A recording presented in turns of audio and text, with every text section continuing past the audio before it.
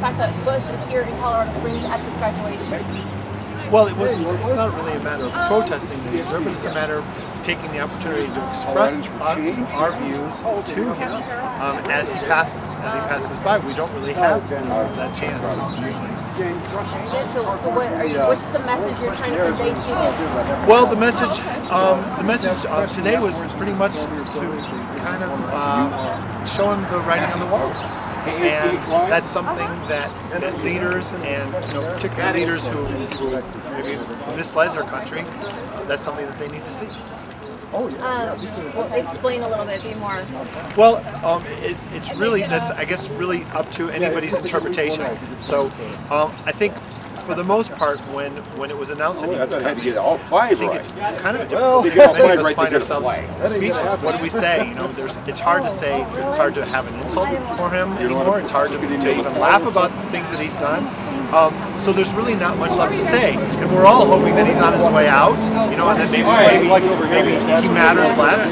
So what do? I mean, do you just ignore his appearance, or do you say something? So a number of us kind of came up with the idea that let's just use something from the Bible, something that our city is reputedly very familiar with, and let people interpret from there.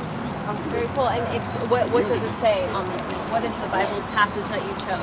Well, it's actually the writing on the wall. It's the proverbial writing on the wall, and it translated. It means numbered, weighed, and divided. That's how it was interpreted, and that's mene, tekal, farsi. Yes. Okay, so anything else? I mean, what would you like to say if he was here right now? I mean, at the Air Force Academy, they were clapping, cheering for him, supporting him. Just move over a little bit. But here, you guys don't feel the same way. Well, no, and I'd hope that they were somewhat tempered in their praise of him. I mean, right now, I think we're all hoping that we do not attack Iran. We do not escalate this war. We do not make things worse. I mean, it's really hard to imagine.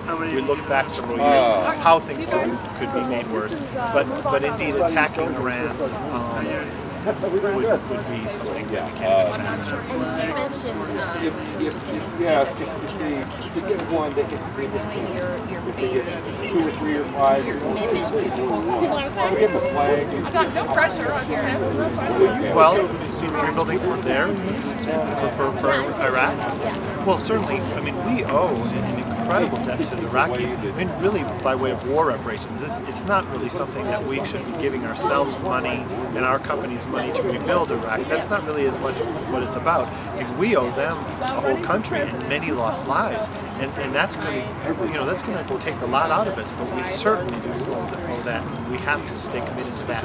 I don't think that means keeping troops and maintaining our occupation, but it certainly means that we are responsible for the mess that we've created for them. And if he's expressing that, that's a good thing. That we really do owe them. You mentioned Afghanistan, and he still touched on all this.